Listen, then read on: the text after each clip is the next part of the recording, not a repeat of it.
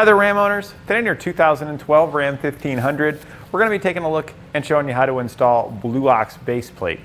And this is what our base plate looks like when it's installed.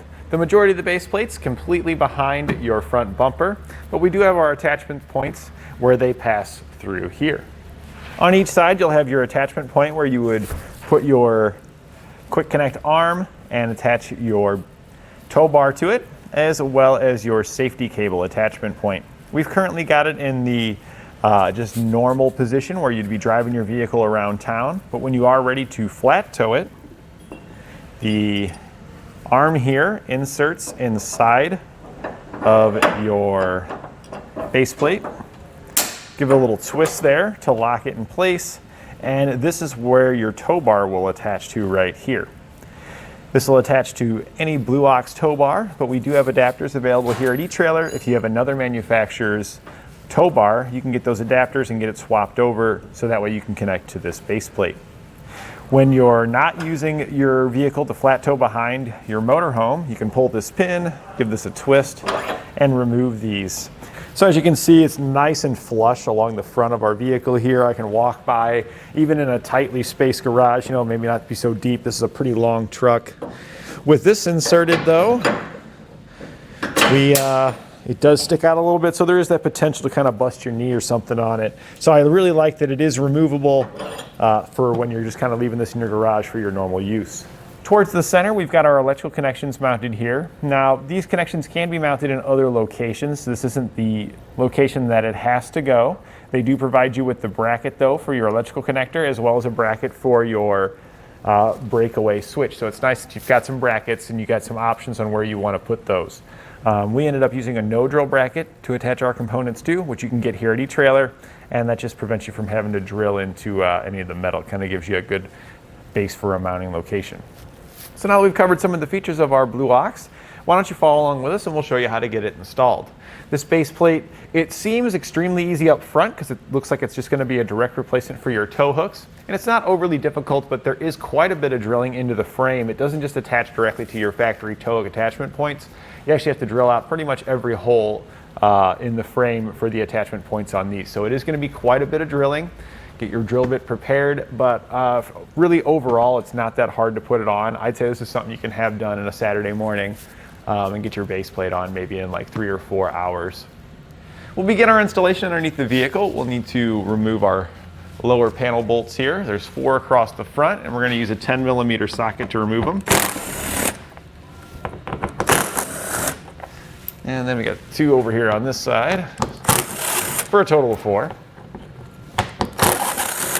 Then we'll head back on the other side because there's some clips along the inside edge here that will need to pop out. So here's the clips that we were looking at. This one's right here in the middle of our bumper, but you're gonna have about 7 of these that kind of run this seam along the front. There's another one here, there's another one over there, and there's further down, there's some. To remove these clips, we're gonna take a flathead screwdriver. We're gonna get underneath the head of the clip. We're gonna pop that up. And it's not uncommon for these to get kind of filled with dirt. So what you can actually do, if they do get all filled with dirt, is you can go underneath and push it up from the center this way, if you can get to those. Just because it's a little bit easier on the clip, because that dirt and debris that gets in there really makes these clips kind of brittle. So they tend to break easier, and it just really holds them in there tight, making it difficult to get them out. We do have trim panel tools here at eTrailer as well. Those can also make your life a little bit easier if you can get underneath of there with it, because it's got a little bit more surface area to pull it up. It just begins stubborn. So what I like to do if they're stubborn like that is I'll start with the screwdriver just to pop the head up a little bit to make it easier to use my needle nose pliers here, and then we'll just grab the head of it right there with our needle nose, and so we can just pull it out of there like that. So we're going to do that for the remaining ones and get all these removed. Now just in front of your tire on each side at the bottom of your fascia here, you're going to have a rivet right there. We'll need to remove that one as well. So we're just going to use a little 3/16 drill bit. We're going to go in from the top and we're going to drill down through the rivet to get that out of there. It is going to be kind of tight. If you give a 90 angle drill, that might work out a little bit better.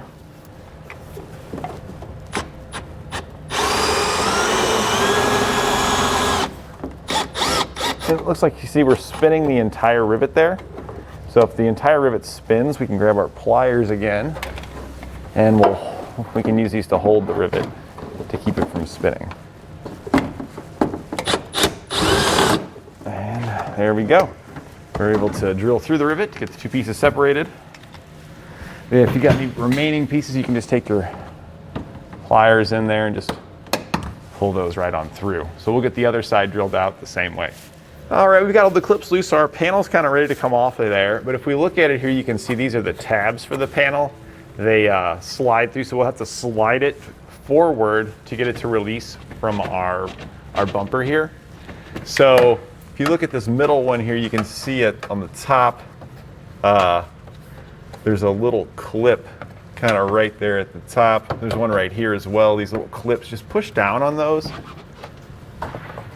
Right there, and you can use your screwdriver to do that to make it easier. Just push down on them wherever you see a clip. And that way you can get this thing pulled off of here. So we've got all those clips, we've popped down, we came over on the other side now and we're sliding it forward. Looks like we got one more clip over there that didn't quite fully release, so we'll just head underneath. We'll pop that clip and then pull it out. All right, we went underneath, we popped that last clip out, and then it'll just slide out here. And you can see here's all those tabs. This is what I was pushing on to release it. 1, 2, 3, 4, 5. Looks, there's 6 of them that go across it. So we'll just set this aside now where it's not going to get damaged.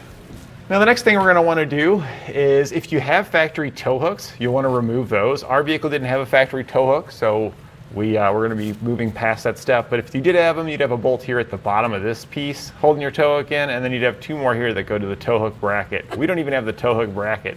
If you had a tow hook, you would have to also modify the tow hook bracket. If you find it in your instructions, you'll see the areas that you need to cut out to remove from your tow hook bracket. But we don't have that, so we won't be doing that. Next, we need to remove this piece here. Now, if you do have a tow hook, this is already going to be cut out for you, so you really just need to do some minor modifications. You don't need to take out the entire piece. But we have to drill out the entire area here because we have no way to pass our base plate through. So we're just going to take the whole panel off. And it's just like the piece we just slid out. It's just got these little tabs here that you just push on to release it, and then you just push it. It'll just push straight on towards the front.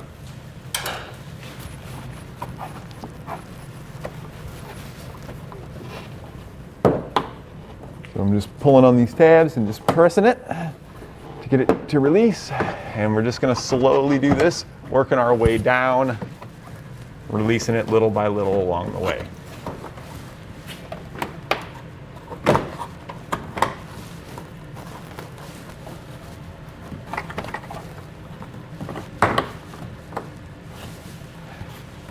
And we'll set this aside for now. We are going to be modifying this a little bit later, so that way our base plate will pass through this piece. We're going to try and keep as much of this as possible and make it look nice for our components that are going to pass through. Because we also have electrical components that we're going to be adding as well for your supplemental braking system, for your diode lights, things like that. And we're going to try to put that kind of in this area as well. So at this point now, we can go ahead and lift our base plate into place. Just gonna slide it right on through the opening there. And got some clamps here, so we could clamp this into position. Because we want this to be all the way up against the bottom of the frame and all the way back against our bracket here that's for your factory tow hooks.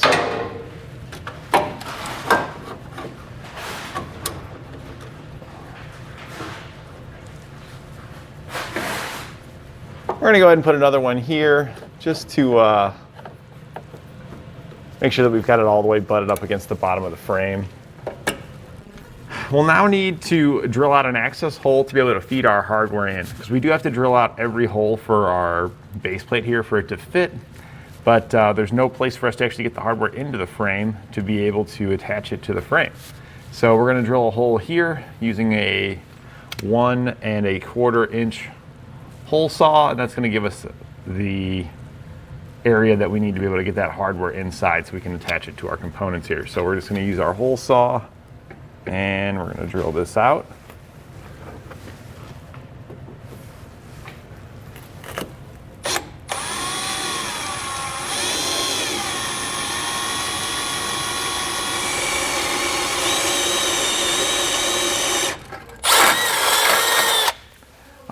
once we've got that drilled out there, we're going to take a little bit of black spray paint and just cover that hole up just to prevent any rust or corrosion. You could also use clear coat, whichever you want there. So now we can go ahead and start drilling out our base plate holes. You'll have 2 here as well as 2 on bottom. I'm going to do the 2 top ones first because I like to take, after I drill those ones out, I like to just slide the bolts through them so that way it kind of holds my base plate in position and it makes sure that there's no way that those bolts aren't going to line up at a later step. We're going to use a 17/32 drill bit to drill these out, and we're just going to use our base plate as a template.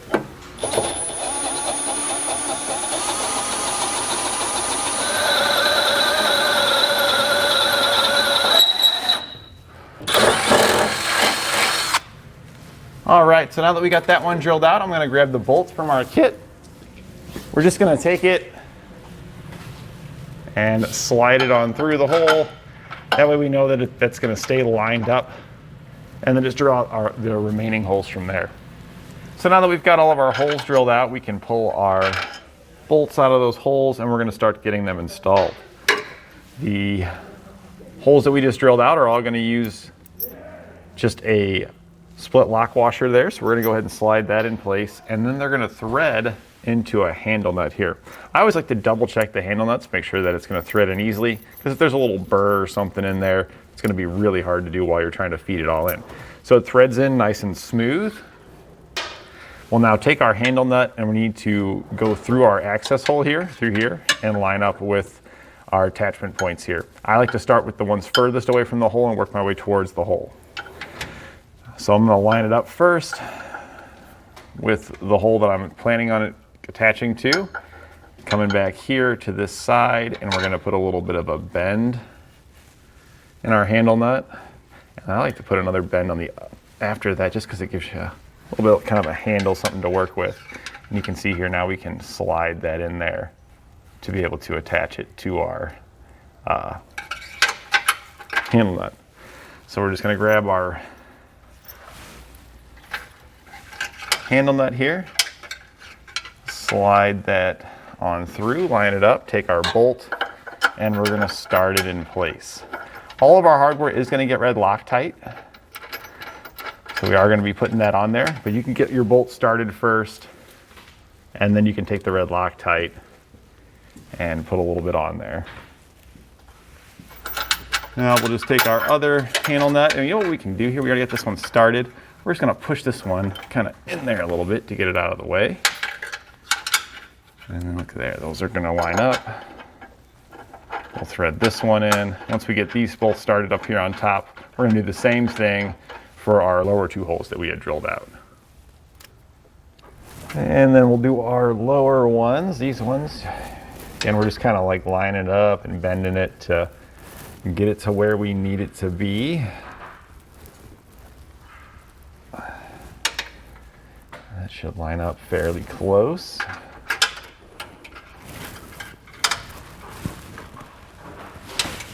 I moved the bracket, or the clamp that we had here, out of the way to make it easier to see these lower ones. I'll tweak my bends a little bit, wasn't quite right.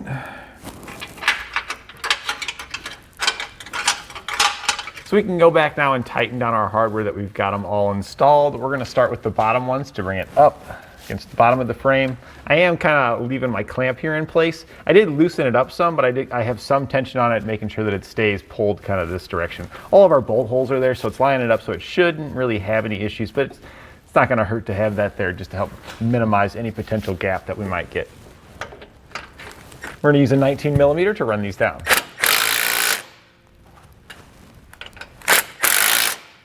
And we'll zip the side ones in.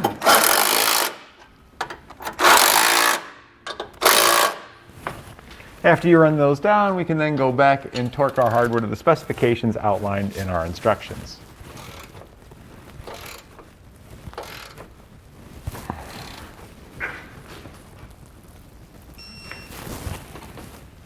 So we've got our base plate on there and torqued down. We need to put on our side plate for it, this little extra support bracket here.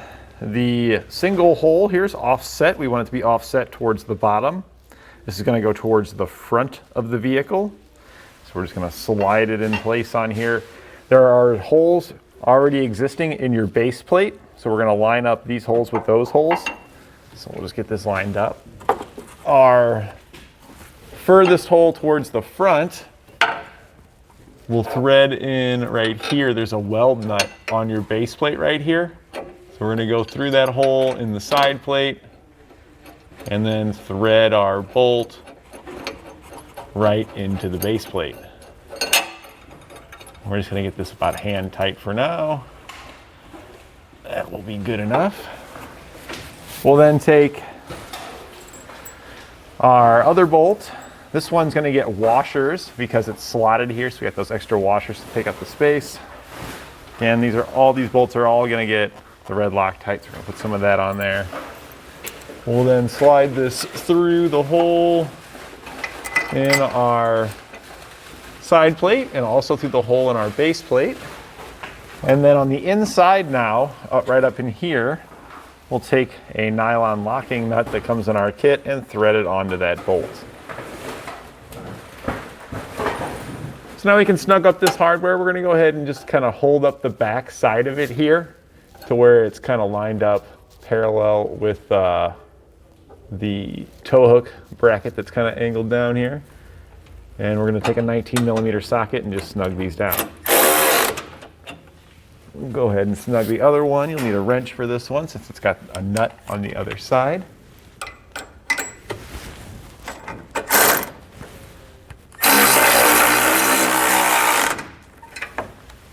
And at this point now, we've got one more hole that we'll need to drill for our last bolt here.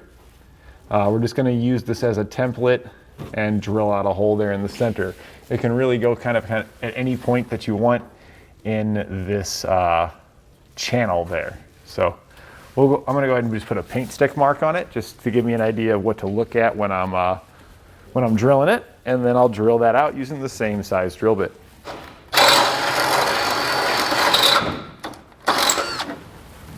After you got the hole drilled out, we're going to use a handle nut once again for this one. It's going to go in this opening, so this is the center of the vehicle. We're going to go in here, and then it should line up on the outside of the frame where we had drilled our hole.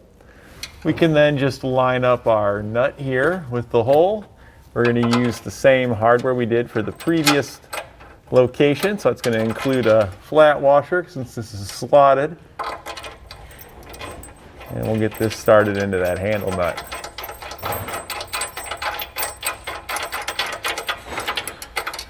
Once we get that one started, we can go back and tighten it down using a 19mm socket. And now we're going to go back and torque these 3 bolts to the specifications outlined in our instructions. You may need a wrench to hold the nut on your middle one when tightening that one down.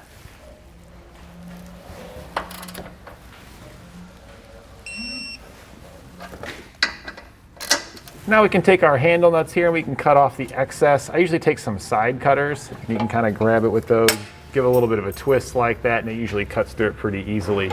Once we get all these cut off, we're going to perform the same procedures on this side over on the other side to get that one installed.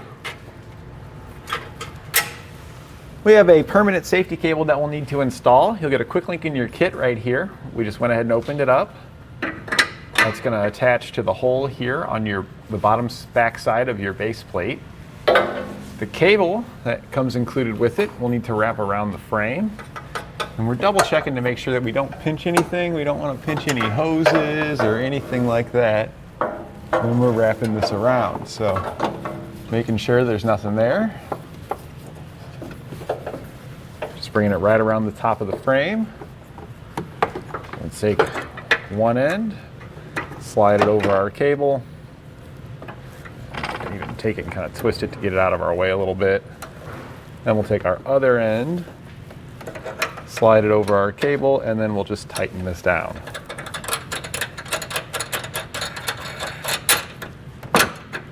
And just like that, we'll attach our cable. We'll now perform the exact same procedures over on the other side to get that fully installed. So all that's really left here at this point is to trim out our front piece here and then reinstall our bottom shield. You do get a couple of brackets with your kit though. You can put these wherever you'd like. This is your electrical bracket for your electrical wiring. And this is a bracket to give you a mounting point for your breakaway switch if you're installing a braking system. With this one, they want you to just drill a hole into the bottom of the bumper and attach it. But this is an entirely plastic bumper, so that's pretty flimsy. So I don't particularly like the idea of just attaching it to the bumper, because when it goes to pull this pin, it could potentially damage the bumper and not actually pull the pin. So we've mounted this no drill bracket here directly to the bumper beam, and we're going to be attaching our components directly to this because it's a very solid connection directly to a metal beam. So we are going to be using this bracket here to mount our electrical to the bottom of the no drill bracket we put in place, but we're not going to be using the bracket that it comes with for your breakaway switch. We're actually going to mount our breakaway switch right here using one of the holes that we're attaching our bracketry to right here. We'll just attach our breakaway switch right on top, and that should be a pretty nice little cubby here. You should be able to rotate the switch out when you want to use it and then push it back in when you don't.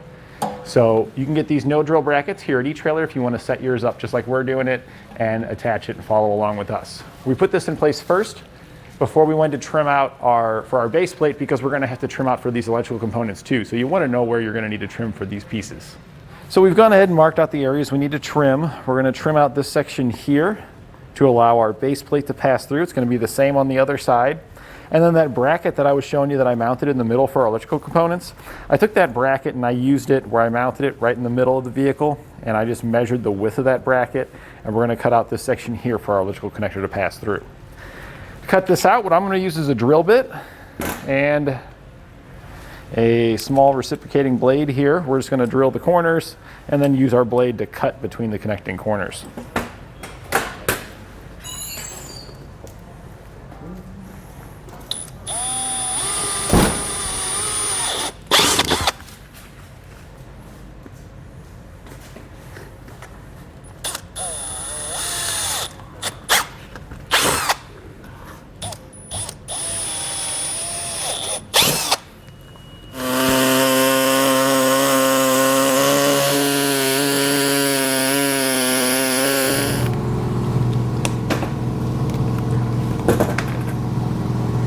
There we go. We can take a file to clean up any of the rough edges, or a razor knife, whichever one works better for you. We'll clean all that up. And now we're just going to repeat that over on the other side, and then don't forget for your electrical connectors where you've decided to mount and cut that out as well. When putting your panel back into place, you may have to go on one side first and kind of slide it over, and then get the other side on afterwards. There we go. We can get it all to line up.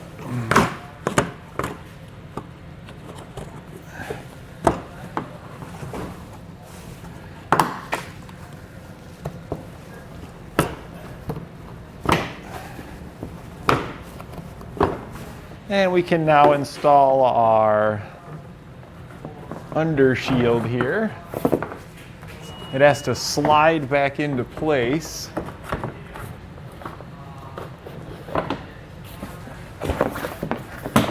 So we're trying to make sure we're getting all of our clips hooked before we slide it in there.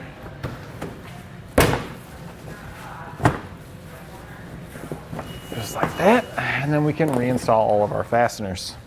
So now we've got everything back together, our base plate's fully installed. At this point, I'd recommend you finish up the rest of your flat toe components. That's what we're going to do. We're going to finish up getting our braking system and our diode wiring and all that installed. Once we get all that installed, at that point, you're ready to just put your vehicle in flat toe and hit the road. You can get the rest of your flat toe components that you need right here at eTrailer.